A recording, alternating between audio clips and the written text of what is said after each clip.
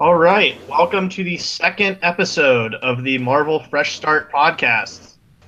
As we are going down every single Fresh Start book with all the number ones and the ones that didn't get renumbered, and seeing if they're good or trash. I'm Mike, and along with me today I have... I'm Billy, and I'm only here for Venom. I'm Nelson. And I'm Rebecca. All right, and we have four lovely books on our itinerary. We have Deadpool number 1, Champions number 19, Venom number 1, and then we're going to close things out with Cosmic Ghost Rider number 1. So, Nelson, you want to start us off by introducing Deadpool number 1 by Scotty Young? Yeah, sure. So this is, Deadpool number 1 by Scotty Young, drawn by Nick Klein. And I'm gonna do a little quick recap on the issue. So Deadpool number 1 opens with Wade on a hit job, disrupting a movie theater to lure out his target. After completing the job and losing his clothes, Deadpool returns to his office and laments to Negasonic Teenage Warhead that he's only had small-time hit jobs as of late, and decides to try to find something monumental to launch him back into the public sphere. Meanwhile, out in the cosmos, the Guardians of the Galaxy are arguing over the rules of their friendly game of Monopoly before being interrupted by the entrance of a gigantic celestial known as Grophon the Regurger. The Guardians alert the Avengers of the incoming celestial and inform them that there's only one weapon capable of stopping the celestial, but that weapon is in the hands of Wade Wilson. In an epilogue scene, Wade decides he wants a shiny new backstory and invents several of his own, involving gamma rays curing his cancer and giving him powers, being bitten by a radioactive spider, crash landing from space onto Aurora Farm property, and having his parents murdered, before pointing out that that last one actually happened and that he wasn't actually the child of the story, hinting that the child may have not exactly become a well-adjusted member of society. I personally gave this issue a 3 out of 5. I thought that the way that they're setting up the story going forward seems interesting, but it was just kind of something they threw in at the end. And a lot of the jokes felt like they were trying harder to be clever than funny. So a lot of them just came off as kind of not quite cringy, but a little bit off target, I think. Yeah, 3 out of 5. Anything else you want to add, or we'll just go down the line here? Nope, that's it. All right, Billy, what do you think of Deadpool number 1?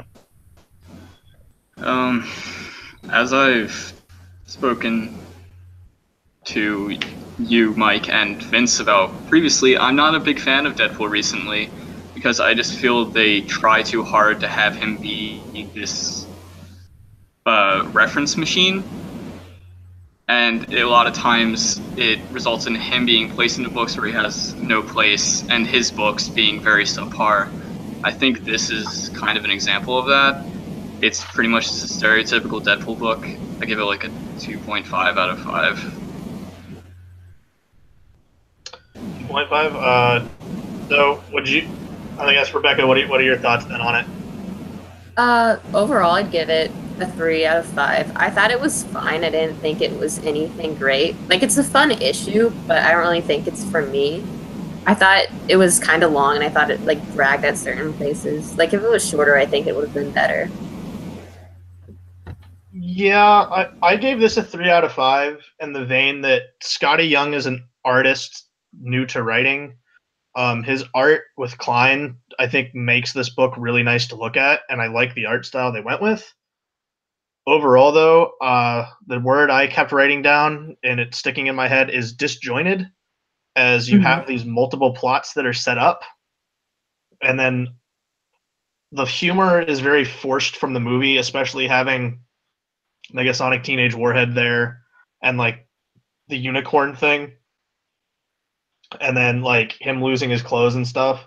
And, like, the humor doesn't feel very, like, genuinely smart or witty. It just feels like very juvenile PG-13 humor. But I think Scotty Young has room to grow, and as far as my writing and art rating, I'd give the writing here a 2 out of 5, but I gave the art a 4 because I like Scotty Young's art, especially when he's not doing what he's more known for recently is like the baby variant covers. This is him back to in his normal art style, which is always nice to see. But I'm interested where it goes. I'd definitely, I think I'd trade weight this unless like you're a major Deadpool fan who needs to read everything. I'd say trade weight this book. Especially just like I said, there's not really anything else new or exciting here other than like I definitely want to see where this cosmic plot with the Guardians goes with like the super weapon. But other than that, I'd say trade weight this. And I think I'm going to give Scotty Young the benefit of the doubt with being a new writer, and I think he'll find his voice and get better as the series goes on. And if everyone else is good, we can move on to our next book, which is Champions number 19. If you're all ready to do that. Yeah, sure, yeah. Yeah, sounds good. All right, so Champions number 19, written by Jim Zub and drawn by Sean. I'm going to butcher this name, so I apologize. Azaxi, and then Marcino Menez is the color artist. So I guess I've never seen color artist as a title before. I've just seen colorist used before, which is weird. So maybe they're like, I think they're both working together on that. But yeah, it's the woke superheroes. This book still goes, but no longer written by Mark Waid. Jim Zub has taken the helm. And we open up with Nova and Miles Morales Spider-Man thwarting some bank robbers, some lame villains that I didn't care to remember the names of just because they're so one-off. But they're then taken to the new Guardians headquarters, which is a flying spaceship so that is built by Riri Williams and the totally awesome Hulk and Vision, Vision's daughter. So, and I think the Wasp also helped on it. So they're investigating a new like mysterious science center, like research facility up in the Arctic, or I guess can't remember if it was the Arctic or northern Canada. And what happens is they start getting under attack. And the issue kind of right as the action gets going, it just abruptly ends as Nova Sam Alexander gets shot through the chest. So to be continued, definitely. Personally, for me, I think this book is kind of a death sentence for any writer, just because for me, comics are a place you can talk about political and social issues, but when they're forced in and they're the crux of the book and like so ham-fisted in there, I feel like it's a handicap for any writer that comes onto this.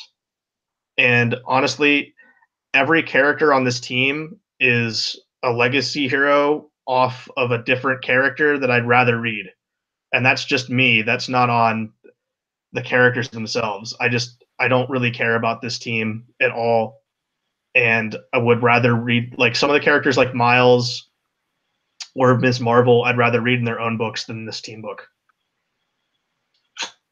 Though I did give this a 3 out of 5 because the art was good, and Jim Zub is a competent enough writer to at least tell some exciting stories as he's setting up some team dynamics and has a good mix of action thrown in there. But I'll open to the floor to whoever wants to talk about Champions number 19. I guess I'll say something first. I feel like this book has a lot of potential, but it's not really utilized. Like, and part of that's because a lot of the characters do have like their own books they're into. But I feel like I've been off and on reading some of the Champions because it's a book I want to like but can't really get into. And I think there's a lot of setup, but not a lot of payoff with most of the stuff they do. So if there is payoff this time, then maybe I'll keep reading. But as of now, I'd still give it a 3 out of 5, but I'd wait for the trade on it. Billy, you want to talk about Champions? It's just not good. I don't know what to tell you. I would give it like an average rating, I guess. It's not horrible. I feel like they're kind of just forcing champions to happen. Like, I don't think these characters necessarily belong on a team together, but they want to make like young Avengers, so it's Well, whatever. funniest thing about the book is like the tagline is "The world still needs heroes," and this whole book spun out of Ms. Marvel, and then I think it was Miles and Nova leaving the all new, all different Avengers because they didn't like the politics and the team and stuff. But now the real Avengers are back. Like Steve, Tony, and actual Thor are all back for the first time in 5 years. So like the tagline on this doesn't really make sense because everything now has a back to basics approach. So it's kind of like the champions are in this weird zone where things haven't like kind of the whole reason they're there is ceased to happen since the Avengers have been destroyed and now brought back together again. But it is kind of a forced thing where they want to have all the young heroes in a book together. And Billy, we're familiar reading a book about young heroes on Saga the Clone Saga called New Warriors. So I'd say, is this better or worse than New Warriors? I've never experienced anything worse than New Warriors, and I hope to God that such a thing does not exist. I'd say as well that this is not as bad as New Warriors, but still, I don't care about it. Nelson, you want to share your thoughts on Champions? Well, in preparation for this, the issues that we were doing for this episode, I put it at the end of the list of my issues. It was the lowest priority of these four for me, and I actually only ended up getting through half of it. I got really, really bored with it, so I put it down and just didn't end up coming back to it. Like we've been saying, these characters are interesting enough in their own books. I'd love to read like a Nova book right now or a Ms. Marvel book right now, but I don't feel like they need to be on a team together. And it's not a case where there's a kind of team synergy. So I'm super interested to see how they bounce off of each other because I don't think that they really bounce off of each other at all in the way that they speak to each other. Like you don't see that kind of like heroic synergy like you often see with the Avengers. Yeah, and hopefully that's something as Jim Zub continues his run starts because he is trying to build like a foundation of the team here, but like the character like Riri, for example, she spends almost the entire issue just tinkering around on the ship. Like I don't have any sense of actual character from her. She's just there to fix things or build things and then get in an Iron Man armor and fight when it's time for an action scene to happen. Yeah, it's not really a good issue to jump into. And I don't have a problem with like woke heroes or anything like that. But I think if it took itself like less seriously and tried to be more silly and fun, you know, more for like kids who are probably reading this, it would be better. Oh, I completely agree. But as it seems like as we've finished our thoughts on this, Billy, talk about your boy. What boy? Are you talking about Venom? Because that's the next thing we're talking about. It is Venom by Donny Cates and Ryan Stegman. When you said that, I was hoping you weren't referring to Kid Arachnid in the last issue. But yeah, no, Venom, pretty great. Before I get into the synopsis, I'm going to say that I'm kind of disappointed in it, but also it's kind of fresh, you know, has a fresh sense.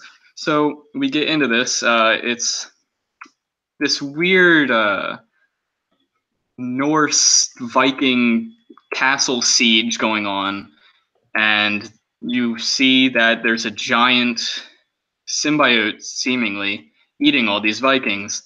Then it turns out to be a dream that Eddie's having. Turns out the symbiote's also having the dream, and it sends Eddie on this weird little mission by himself where he shuts the symbiote out using antipsychotics.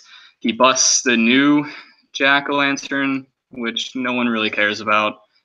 But on the bright side, after that, he transforms into this weird thing that speaks a different language. It's weird. I personally don't like it, but it's interesting.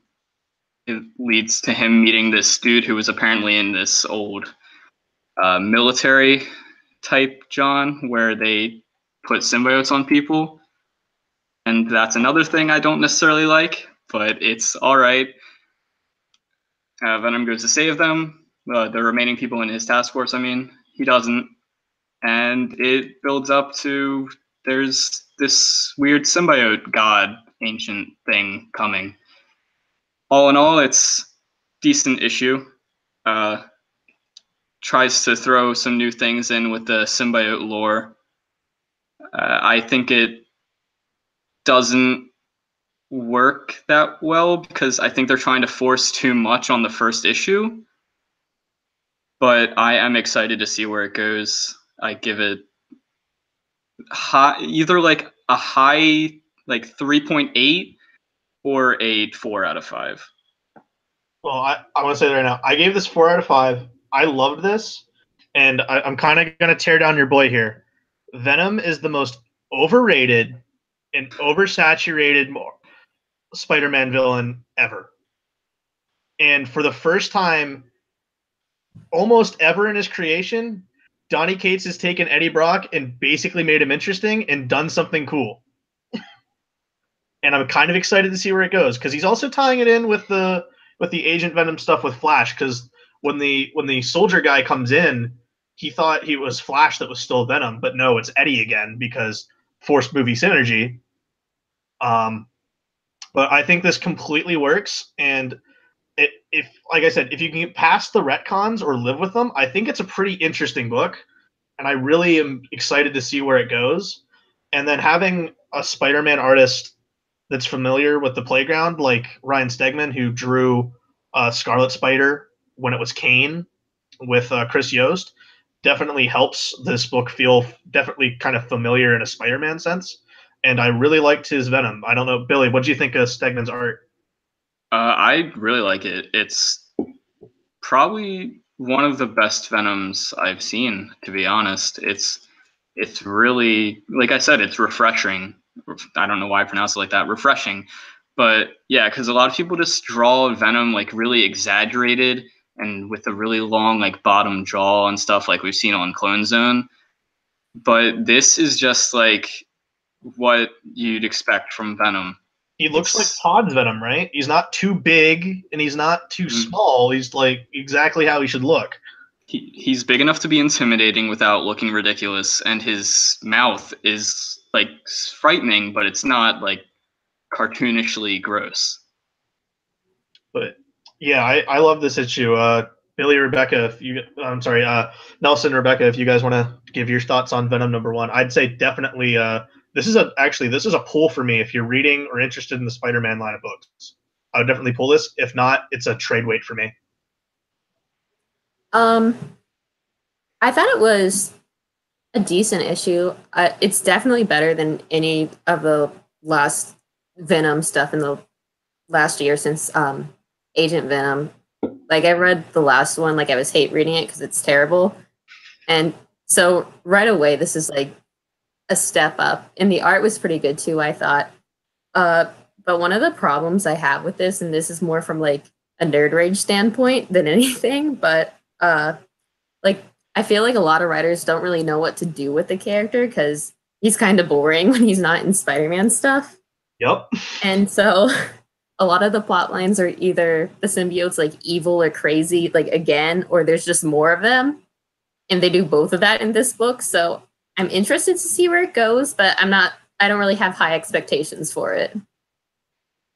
Well, I have high expectations only because Donny Cates has been a pretty big writer at Marvel now since he did just have a really good run on Doctor Strange, which sadly only lasted 11 issues, and then his Thanos book, which only lasted 12 issues. Both of those are really good, and from Twitter and stuff, this seems like a passion project with him where he wants to make this book the best thing it can possibly be, and he's really hyping it up. So I'm excited to see where he definitely goes for it. I'm hoping he does stick the landing. Yeah, I read a few issues ahead, and it gets better, I think, or at least more entertaining. Nice. So Nelson, you want to give your thoughts on the big black Spider-Man villain? Yeah. So to preface this, I have never read any issue of like any Venom series ever.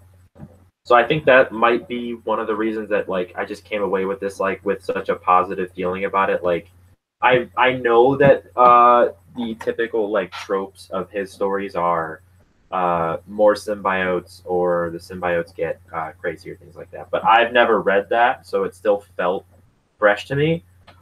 That and the two things that stood out to me were the quality of the art. Like this is a fantastic looking Venom. It's big and intimidating without being obnoxious looking.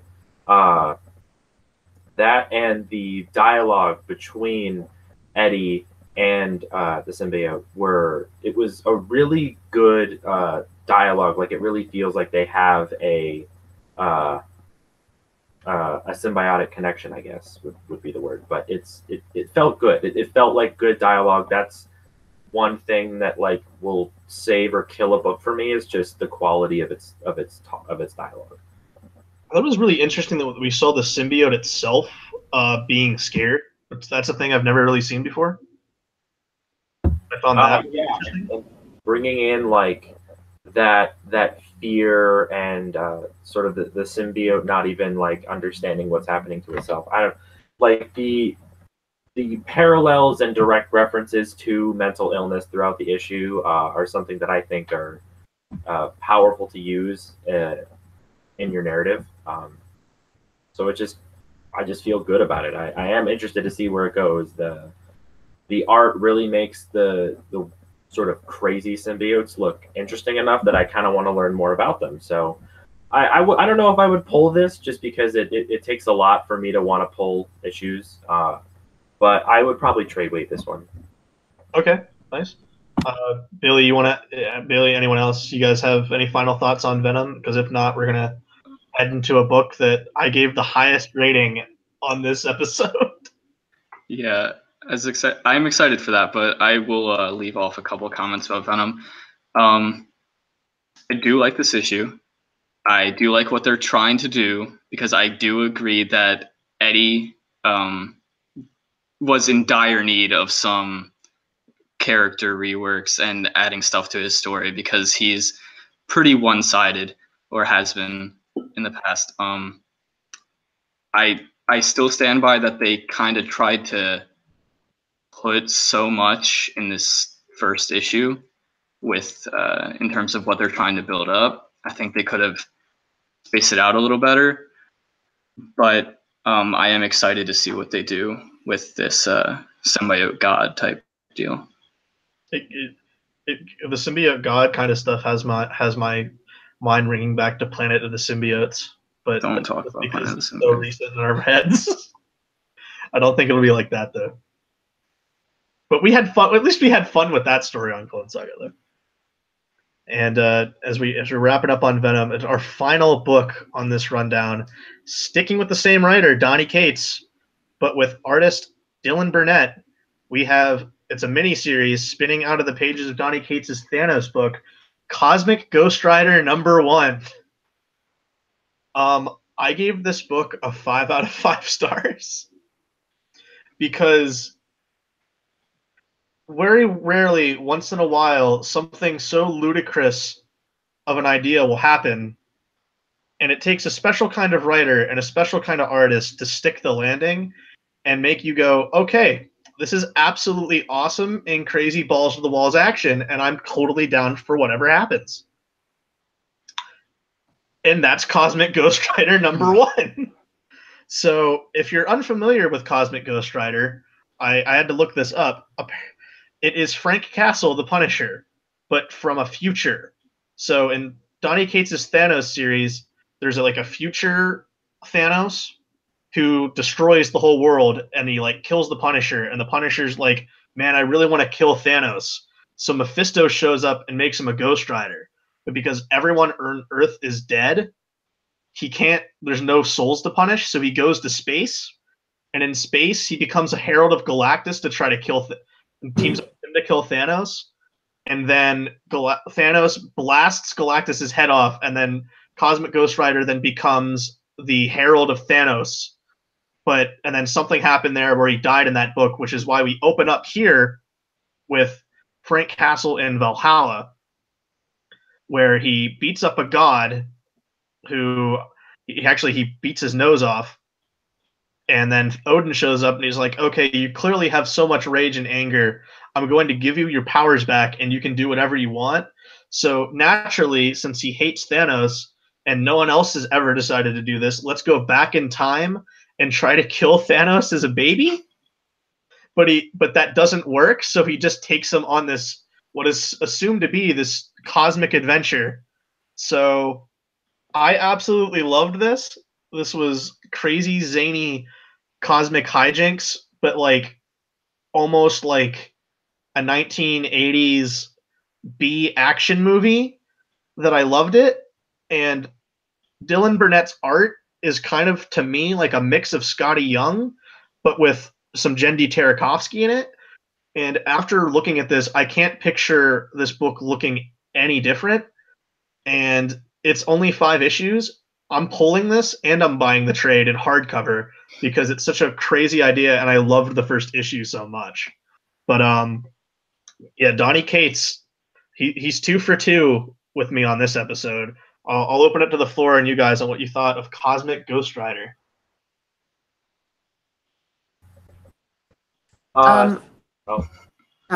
You can go.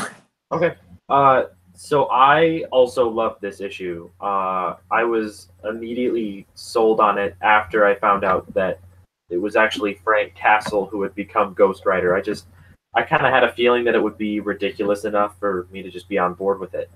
I wasn't super sure about the art. I think that the people look kind of weird, but the overall style is still really fits for something as wacky and zany as this kind of cosmic story. But I think what's gonna keep me coming back, and it's why I think I'm definitely gonna pick up the trade, and I might even pull this, is that it's so wacky and zany, but it just plays it straight.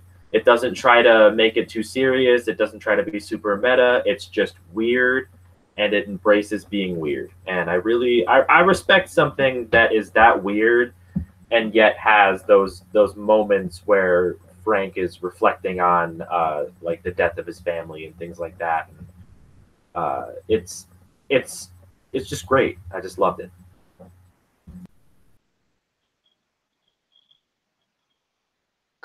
Okay, so Cosmic Ghost Rider is a book where if I was in the store and I saw it, I would never pick it up, never even look at it, especially because the cover is not very great on it. But I gave this like either a 4 out of 5 or a 5 out of 5, but I'm leaning more towards 5 out of 5. I love the art style. It's like very energized, and I think that really adds to the book. And the story is just wild, but the writing's still good enough to back it up. And I don't usually pull comics, but this is something I would pull. Yeah, I agree with what Mike kind of said. It feels like an 80s like action movie. Like it just feels so just wacky and fun, but like also like semi-serious. Like it doesn't take itself seriously. Like it acknowledges how weird it is, but it also doesn't play the weirdness off as like, oh, it's just a joke, man. Don't take it extremely seriously. But it's like it knows what it is, and what it is amazing. And there's a part where he just whacks baby Thanos right in the face. And like it's such a strange situation, and you're just there for it. Like I don't know how to describe the feeling that this book like gives you. Just along for the ride. Yeah, it's really great. And honestly, I agree. I'm probably going to pull this and then also just get it in any form it comes out in the future. I hope there's like an animated thing made out of this, because I feel like it has that potential, just like an animated short movie or something, because it's great. I recommend it to everyone. So Nick Cage Cosmic Ghost Rider movie? Only if Josh Brolin comes back as Baby Thanos. All right, we have an Oscar-winning picture here. We have an Oscar-nominated Oscar-winning actor in Nicolas Cage. So let's make it happen. But it's a book that reminds me why comics can be fun, because it's only 5 issues. And hopefully, if this continues to be as good as it is, hopefully we get a sequel. But it's only 5 issues, and it's looks to be nonstop fun. And I'm kind of laughing as I say this because the last episode we had Tony Stark Iron Man, and we had the Avengers. And I was on the panel, Vince was on the panel, and Dan was on the panel. We didn't give those books a 5 out of 5. So Cosmic Ghost Rider #1 in the series of this show's 2 episodes now is the most highest rated book out of the Marvel Fresh Start reviews that we've done so far. Well, think about this too. Sorry to interrupt, but a lot of first issues just suck. Like they're either all oh my god, I just had a mind lake, but most of them are terrible. It's all exposition. Like it's just kind of boring. Maybe they have like a little one-off mission, but this is just fun. It gets to the point, and it sets you up for the next issue. No, I completely agree in the fact that most first issues do suck. Just like a television show, you're not gonna base your entire opinion on a show after only watching the pilot. But yeah, it's zany fun and wacky hijinks in space that is almost like a Krull or a Deathstalker film. So, and like I just feel like you can hear a Led Zeppelin or 80s hair band just mashing in the background as you read this. I once said after that Punisher trailer with Metallica came out, I said, you want to run through a brick wall after watching that trailer? You kind of want to run through a brick wall after reading this book. So if you guys have anything to add on Cosmic Ghost Rider, because we can just sit and talk about it for another hour of how awesome it is. We could just sit and talk about how awesome it was. No, it was. I'm very much looking forward to the rest of this series. So I guess we're getting to closing thoughts here. All of you guys, it's your first episode appearing on this program. So you've read 4 Fresh Start books. What's your opinions on how it's going so far? Most of them are okay, but Cosmic Ghost Rider is a definite read the rest of it. Yeah, I'd say for me, the 2 definites I have, well, I have 3 definites. I really liked Venom. So I have Venom, Avengers, and Cosmic Ghost Riders as the books I'd pull. Which, that's not the 3 that I think I would say. Yeah, like exactly. I think the Fresh Start it looks like it's going pretty well just in terms of like story quality, but at the same time, like you just kind of mentioned, these aren't the stories that we expected to be really good. Like Avengers, yeah, like that's a really that has the potential to be a really strong title, but like Venom being a really standout issue, Cosmic Ghost Rider being a really standout issue, I really hope that they look at this and then they put more resources into some of their weirder titles, because I just love really weird books. So I'm hoping to get some more of that. Listen, the cover of Cosmic Ghost Rider issue 2 is him on his motor flying bike in space, aiming a gun at a giant megalodon shark that apparently flies through space as well.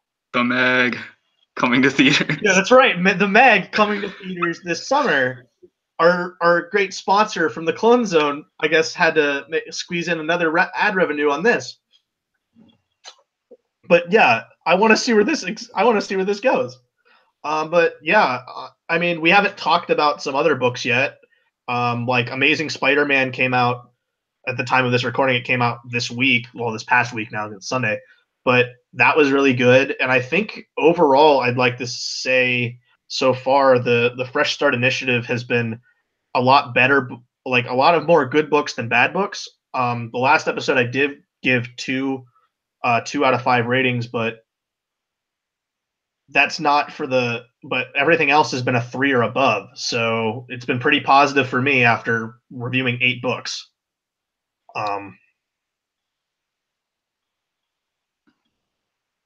Yeah. Of the books we read, I think Deadpool was honestly the weakest for me. I think Champions, while this first issue wasn't that great, it has potential to be an all right series if they stop taking themselves so seriously and just have fun with it. Because these are teenage kids that should be not as serious as the adult heroes, if you know what I'm saying. Yeah. Venom, I already said, I think they tried to put too much in that issue, but again, it does build up something really interesting. I think it's going to be good. Obviously, Ghost Rider is just going to be amazing. And then Deadpool, I hope they do something that is just fun and chaotic like Deadpool should be, without being just this massive reference machine, as I called him earlier. It's I lost faith in Deadpool, but I'm hoping that this can bring my faith back. And I mean, I'm willing to give Scotty Young the benefit of doubt. Is I think he'll find his ground as he turns in more issues. Though I will say it was kind of an outside the box guy to put on that book, though. But overall, if we have anything else to say, because if not, we'll say our goodbyes. Looks like it's not. All right. Well, this has been the second episode of the Marvel Fresh Start reviews. I've been Mike. I've been Billy. I've been Nelson.